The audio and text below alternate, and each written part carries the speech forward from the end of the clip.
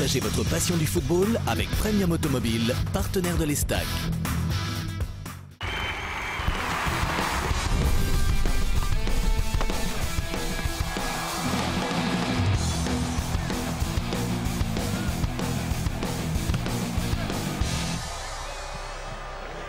Bonsoir à tous et bienvenue à ceux qui nous rejoignent via la 9 Box et la chaîne 348 partout en France. Pour la première fois sur les boîtes internet, c'est Djibril Sidibé qui est notre invité ce soir. Bonsoir. Bonsoir. Bonsoir à Seb Delay et Carlos Cassis qui nous a promis un scoop ce soir. Carlos. Ouais, un scoop. Bon, ça sera pour tout à l'heure visiblement. Ça va bien Seb ? Très bien, très La bien. patate apparemment ce soir. Impeccable. Au sommaire de Club Estac ce soir, un retour sur le match nul des Troyens face à Istres. C'était lors de la 16e journée de Ligue 2 au Stade de l'Aube vendredi. Vous entendrez notamment les réactions de Jean-Marc Furlan et de Stéphane Drouin. Nous parlerons ensuite de notre invité à 19 ans. Le défenseur troyen est devenu incontournable dans l'équipe type de l'Estac. Il en est à déjà 14 matchs cette saison comme titulaire. Comment se voit-il progresser au fil des rencontres? Nous lui poserons la question. Et puis l'avant-match, c'est le 8e tour de la Coupe de France ce week-end. L'Estac se déplace dans les Vosges à Raon-l'Étape, une formation de CFA, l'actuelle 4e division. Nous nous appellerons l'entraîneur raonais avant ce match piège.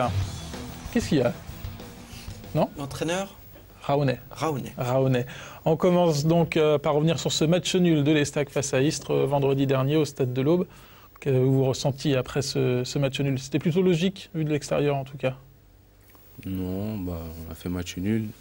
On est tombé sur une équipe d'Istres très solide, assez bonne techniquement. Nous, avec un terrain très difficile. Après, on a loupé 2 pénaltys. Je pense qu'on aurait pu gagner ce match avec beaucoup de buts. On sait qu'on pêche un peu dans le domaine offensif. Dans la finition. Dans la finition, après, voilà. Seb, ça vous est déjà arrivé dans votre carrière d'avoir votre équipe là qui manque 2 pénaltys, ou plutôt 2 pénaltys qui sont arrêtés par le gardien adverse? Honnêtement, j'ai pas souvenir. Après, je ne me souviens pas toujours de tout. Puis des mauvais souvenirs comme ça, on évite de s'en souvenir. Ça fait trois fois souvenir. Donc non, je sais pas, mais c'est vrai que c'est dommage parce que c'est quand même des grosses occasions, avoir un penalty en match. Maintenant, la preuve, ils se sont pas mal tirés les deux en plus. Je découvre les images parce que j'ai pas pu aller au match ce week-end. Ils se sont pas mal tirés. Il y a quand même une grosse erreur de la part des 2 tireurs, c'est que les 2 tirs sont faits à mi-hauteur et c'est surtout à cette hauteur-là qu'il ne faut pas tirer les pénaltys puisque c'est souvent les gardiens, en plongeant, c'est vraiment l'auteur idéal pour eux de les arrêter. Mais sinon, il y avait la force et c'était vraiment petit filet à chaque fois. Mais bon, grosse performance du gardien adverse, quoi. Carlos. Il est parti quand même légèrement en avance sur les deux frappes. Au ralenti, on voit bien qu'il a... Il anticipe. Il anticipe. Ouais. C'est là que si le joueur tire la tête haute, il a fait un petit contre-pied tranquille. Voir une Panenka. Ouais. Allez, messieurs, on va vous laisser. Djibril, il aurait pu la faire, non? Djibril, vous auriez tiré comment ce penalty? Non, j'aurais tiré sur un côté, placé. Voilà, de l'autre côté, si possible. Comment tu les tires? Tu les tires un petit peu à l'entraînement? L'entraînement, oui, si on s'entraîne à tirer, tout le monde. À mi-hauteur, non? Pense à mi-hauteur, ça pue. Non. Soupirail. À terre ou en l'air.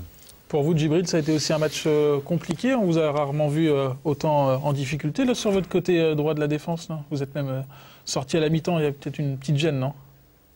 C'est vrai que j'étais assez en difficulté. Déjà, le coach nous a dit que le terrain il était très difficile. Il était gras, surtout dans ma zone. Après, c'est vrai que moi, je suis jeune, il faut rester concentré, appliquer, rester vigilant, faire un bon travail défensif.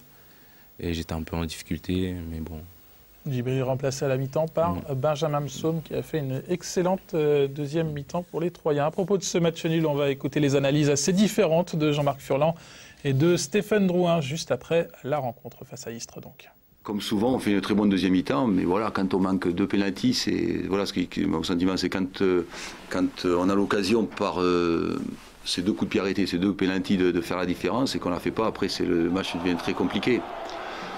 Voilà, donc on tombe sur un très bon gardien et puis on a raté trop d'occasions en deuxième mi-temps. Voilà, c'est dommage. Donc on laisse partir 3 points ce soir. C'est un point assez logique parce que Istres a eu des occasions aussi notamment en deuxième mi-temps. Et voilà, je pense qu'on n'a pas fait non plus un match si sensationnel que ça. Donc voilà, on était un petit peu en dedans sur ce match ce soir. Et voilà, on prend un point voilà, assez logique sur le contenu. Après les réactions, les résultats de cette 16e journée de Ligue 2 avec donc le nul de l'Estac, la victoire à l'extérieur de Clermont, de Guingamp également et de Metz du côté de Monaco. Reims a battu Nantes. On note aussi le bon match nul de Sedan du côté de Bastia. Au classement, Clermont s'échappe, Reims et Guingamp sont sur le podium. L'Estac est 8e à 5 points du podium. Seb, vous le vouliez, ce classement. C'est bien, c'est intéressant. Au moins, on voit exactement par rapport au podium et par rapport. Pareil, il faudrait les 3 derniers aussi. Les 3 derniers, oui, mais le tableau, il fait une page. Monaco ferme toujours la marche de cette Ligue 2 avec 11 petits points. Voilà pour cette 16e journée de Ligue 2. On passe maintenant à l'actu de Club Estac.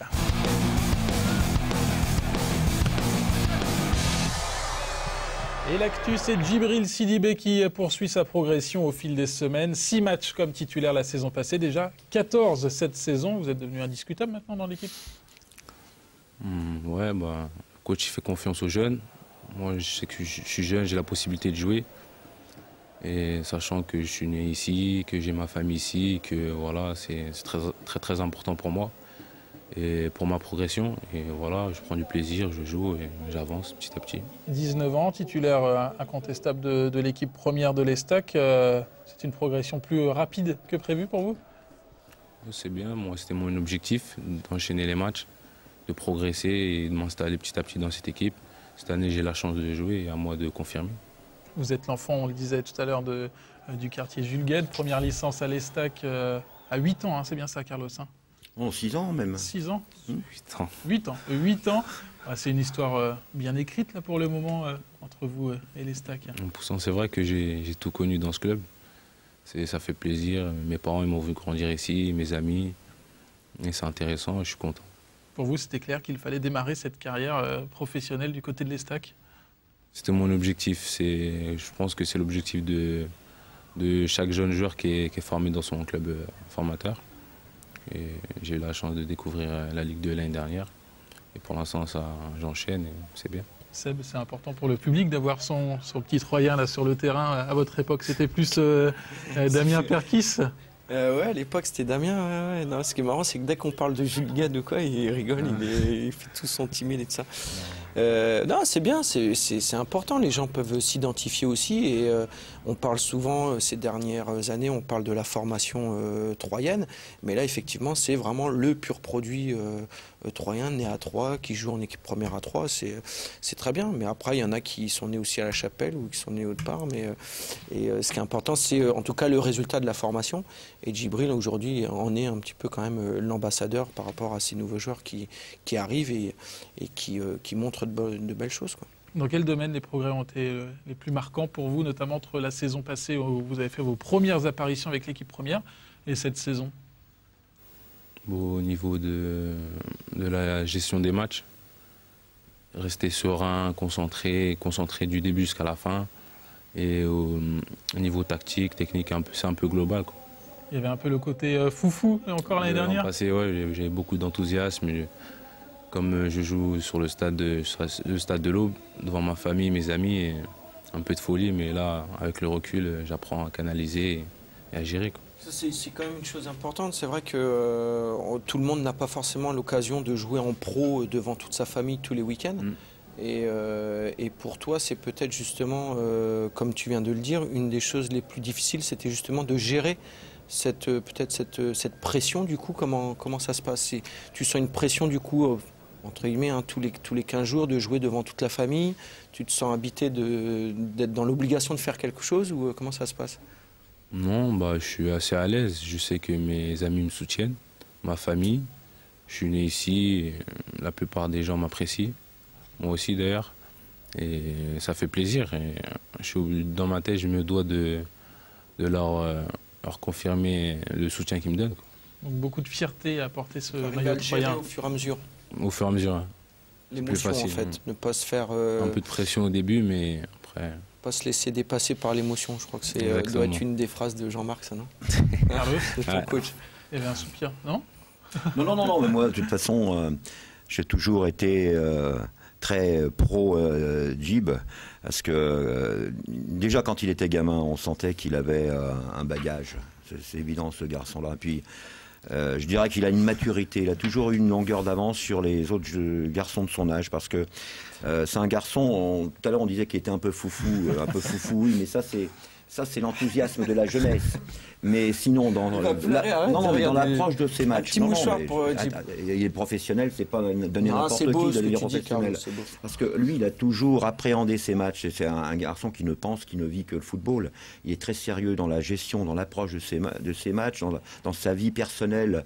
Il a une ligne directrice, il n'en déroge pas, et il sait où il veut aller, et il va y aller. Et moi, je lui prédis de belles choses encore à venir. On connaît le côté très perfectionniste de Jean-Marc Furlan. C'est quoi les reproches qu'il vous donne après les matchs, généralement? Après les matchs, après, ça dépend de son humeur, ça dépend des matchs. Mais après, par rapport aux jeunes qui est dans l'effectif, c'est intéressant de jouer en Ligue 2, mais il faut savoir qu'on est jeune, on a beaucoup de choses à apprendre. Donc il faut profiter des qualités des anciens et avancer. Et pour vous, d'un point de vue personnel, il y a un côté technique là, qui vous manque encore, selon Jean-Marc Furlan? Technique, tactique, après bagage physique, ça va, on travaille tous les jours, mais après, au fur et à mesure des matchs, on apprend, on sait se servir de nos horaires pour avancer, et c'est important. Bon, cette saison, il y aurait pu avoir même la cerise sur le gâteau de l'Estac avec un premier but contre Sedan. Malheureusement, c'est la barre transversale qui a repoussé votre tentative. Ça reste un petit peu en travers de la gorge, cette action-là? C'est vrai que j'ai revu cette frappe. Qu'est-ce qui s'est passé dans ta tête là, à ce moment-là? C'est pas possible. T'as voulu marquer là? À l'entraînement, on s'exerce à tirer des coups de pied arrêtés, coups francs, frappe. Moi, éloge. Là, en ce moment, Andreas Govas, et je l'ai pris intérieur de pied. Et voilà, c'est parti, c'est tombé sur la barre. Bon, contre Sedan, en plus dans le derby champardonnais. La progression, elle passe aussi par l'équipe de France des U20 maintenant, emmenée par Philippe Bergerot. Vous étiez appelé lors du dernier rassemblement et ce voyage en Israël, là aussi, beaucoup de fierté. Comment vous avez ressenti cette sélection avec les U20? J'étais très content d'avoir été sélectionné pour les U20. La semaine, on a reçu la lettre des présélectionnés, j'étais dedans. Après, les événements qui ont fait que je me suis retrouvé dans cette liste. La blessure d'un Brestois? D'un Brestois, exactement. Un Brestois, Martial, je crois. Non, ça c'est dans le match. Non, dans le match, à Pierre. Un Brestois, et voilà, à l'aéroport, ils m'ont très bien accueilli, les joueurs, le staff technique, et voilà. Et aux côtés des Belfodil, Knokert et autres Boucher, les gardiens de but à vrai. L'objectif, c'est l'équipe de France A dans 3 ans? Pourquoi pas? Pourquoi pas? Il garde ça. Même sourire que quand on dit Jules Guenne. Jules Guenne, équipe de France, ça marche bien. Hein. Allez, c'est l'heure de jouer maintenant dans cette émission pour remporter des places pour le derby de la Champagne. Estac-Reims, c'est le 16 décembre à 20h20 au Stade de l'Aube. Canal 32 vous offre 3 fois 2 places. Pour jouer, vous envoyez le mot club par SMS au 71 003 pour savoir si vous avez gagné. Il faut attendre le tirage au sort parmi les participants. Carlos, on va se retourner tout de suite vers vous pour les échos de l'Estac, signé donc Carlos Cassis.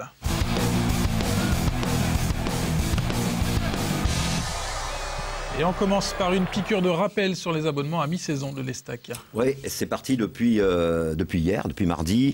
Donc cette campagne d'abonnement mi-saison. Et quand on dit mi-saison, c'est pas exactement mi-saison puisqu'il reste encore 11 matchs. Et sur les 11 matchs, moi j'ai relevé qu'il y a au moins 8 grosses affiches parce qu'il y a des équipes comme Clermont, comme Le Havre, comme Lens qui vont venir. Puis on a commencé bien sûr par les Rémois qui viennent ce 16 décembre. Donc il y a 11 matchs et moi je ne saurais qu'encourager nos amis supporters, spectateurs, ceux qui hésitent encore.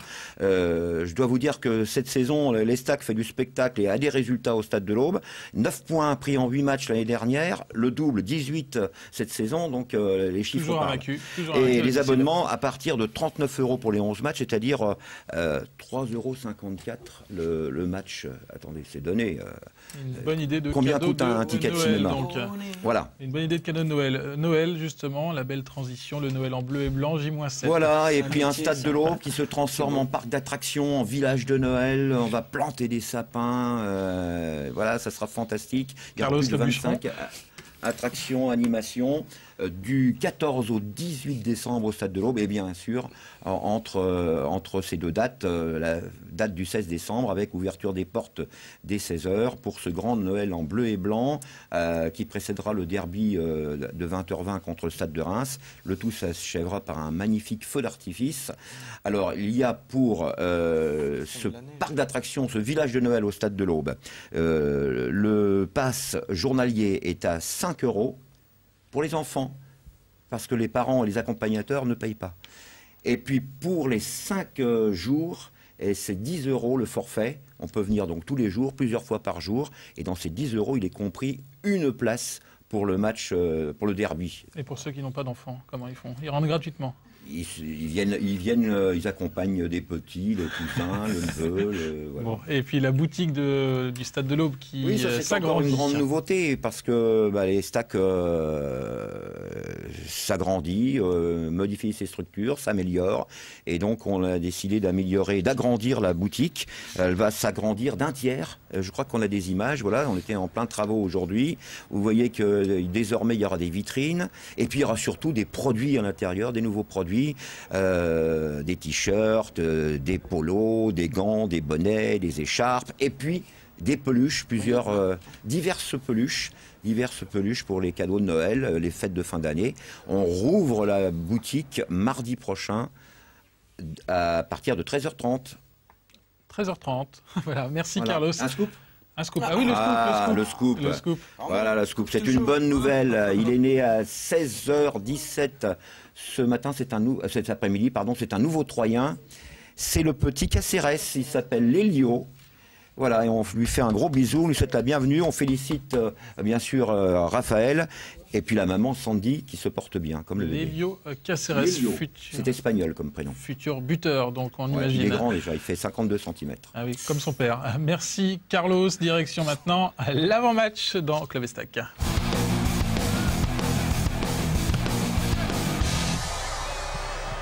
Et quoi de plus normal que de jouer au ballon au pied des Vosges? L'Estac se déplace samedi à 18h à Raon-l'Étape pour le 8e tour de la Coupe de France. Comment préparez-vous cette rencontre Djibril contre cette équipe donc, de Raon-l'Étape? On le rappelle, l'actuel 10e de son groupe de CFA. On la prépare très sereinement. Après, on va se mettre en condition pour bien aborder ce match. On va se mettre en condition pour aller chercher la victoire. On sait que les matchs de coupe, c'est très très excitant parce que autour il y a des événements qui font qu'il faut rester très très concentré. Après nous, le seul mot d'ordre c'est la qualification. Après, pour essayer de tomber au prochain tour contre une Ligue 1, pourquoi pas. Oui, on le rappelle, donc le 8e tour, c'est le dernier avant l'entrée en liste des clubs de Ligue 1. Il y a un discours. J'ai une question justement par rapport à ce match de Coupe de France. Il y a malgré tout quand même, l'Estac reste sur 2 contre-performances avec une sévère défaite au Havre et un match nul à domicile contre Istres. Quel est votre discours actuellement dans le vestiaire? Est-ce que vous parlez déjà de ces 2 contre-performances? Est-ce que pour toi c'est 2 contre-performances? Et donc comment vous allez aborder ce match réellement? Parce que ça peut être des pièges, en fait, voilà. Ça peut être plein de choses. Ouais, c'est vrai qu'après un gros score face au Havre, après, voilà, il y a des matchs comme ça, on est passé, on a joué Istres, on aurait pu gagner, on a loupé 2 pénaltys, une barre, mais bon, ça fait partie du football. Après le match de Raon, sachant que c'est à l'extérieur face à une CFA, c'est toujours délicat. On a vu les tours précédents qu'il y a beaucoup de clubs de Ligue 1 qui sont passés à la trappe. Avant l'étape, on le voit sur les images qui avait éliminé Épinal, l'un des ténors du National. Voilà, on va essayer de rester concentré, rester professionnel, essayer d'aller chercher la victoire, mais sachant que c'est un déplacement très difficile. Bon, allez, pour en savoir plus sur cette équipe vosgienne, nous sommes en ligne ce soir avec le coach de Raon-l'Étape, Richard Désiré. Bonsoir. Hello. Bonsoir. Comment prépare-t-on cette réception des professionnels de l'Estac, Richard? Écoutez, avec beaucoup de joie, de plaisir, parce que c'est un peu le but pour les clubs amateurs de rencontrer un club professionnel en Coupe de France.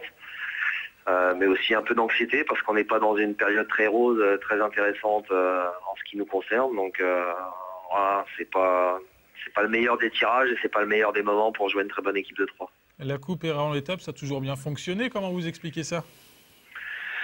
C'est vrai qu'il y a un certain savoir-faire depuis quelques années. J'ai le plaisir d'avoir déjà disputé 3 32e et 2 16e avec ce club de CFA de Raon. Donc cette année, on va jouer, je crois, notre 31e match de Coupe de France sur les 5 dernières saisons. Donc c'est sûr que c'est un beau parcours. On a beaucoup d'humilité dans les tours régionaux qui se présentent à nous. On a des équipes hiérarchiquement inférieures et pour moi ce sont toujours les tours les plus difficiles à passer, mais on respecte toujours l'adversaire. On a une culture que j'essaye de développer auprès des joueurs et pourtant cette Coupe de France me fait un peu de déplaisir parce que je juge que ces dernières saisons elle nous a coûté beaucoup de points en championnat et on n'a jamais a obtenu le classement, je pense, en regard du potentiel qui était le nôtre sur ces différentes années. Je suis très surpris qu'on soit encore là cette année. Je ne pensais pas qu'on serait encore au 8e tour parce qu'on a renouvelé très fortement l'effectif et il y a beaucoup de jeunes joueurs qui, pour la plupart, n'avaient jamais franchi le cap du 4e ou du 5e tour dans leur club respectif. Donc voilà, c'est une belle surprise et puis un beau cadeau aussi à la fois pour nos supporters et puis pour les joueurs de pouvoir terminer honorablement ce parcours en Coupe de France. Terminé, pourquoi pas, il y a peut-être un exploit à venir. En tout cas, merci Richard d'avoir partagé ces quelques minutes avec nous. On se donne rendez-vous samedi 18h au stade Paul Gasser de Raon, l'étape pour le coup d'envoi. À très bientôt. Merci à vous, avec plaisir. Allez, on approche de la fin de l'émission, c'est l'heure maintenant du jeu dans Club Estac.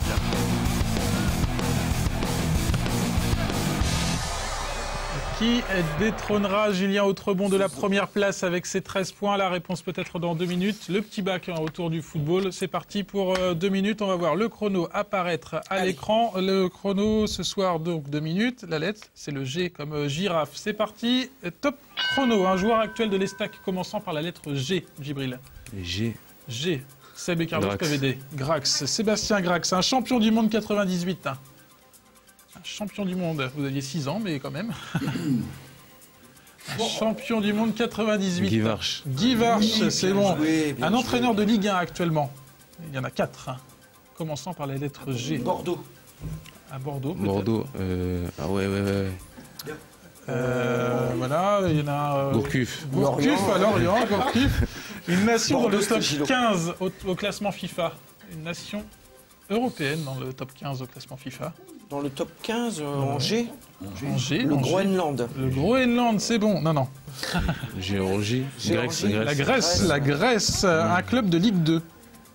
Un club de Ligue 2 où Seb a déjà joué. Guingamp, c'est bon. Un joueur appelé lors de la dernière sélection française A. Et Giroud. Oh là là, un membre du staff de l'Estac. Oh là. Aurélien Gauthier, ouais. Aurélien Gauthier, ça souffle, mais c'est bon. Ça souffle pas du tout dans Un stade en France. Un stade en France. Un stade de Gerland. Un stade Gerland, c'est bon. Un stade Gerland, il y avait Geoffroy Guichard. Un ballon d'or. Ils sont 15 à jouer. Un ballon d'or, 40 secondes. 8 points déjà. Giroud peut-être demain. Ballon d'or. Un ballon d'or. Non, il n'est pas présélectionné. Un vieux, un jeune. Il n'était pas encore né de Djibril. Juste l'année d'avant, 87. Un Allemand. Un Allemand, non, un peu plus haut. Pays-Bas. Ah non, Pays-Bas. Pays-Bas, avec... Gullit. Gullit, allez, on accepte. Je lui donne. Un sélectionneur d'équipe nationale actuelle.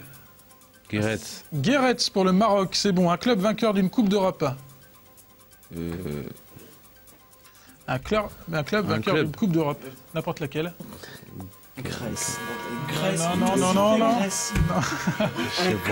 Un Turc peut-être, Galatasaray qui a gagné, Glasgow, Göteborg, voilà. Ça fait 10 points. 10 points. C'est pas mal. C'est pas mal du tout. Merci Djibril. 10 points pour Djibril. La semaine prochaine, spécial Noël en bleu et blanc depuis le stade de l'Aube. Très belle semaine à tous sur Canal 32. À très bientôt pour un nouveau numéro de Club Estac.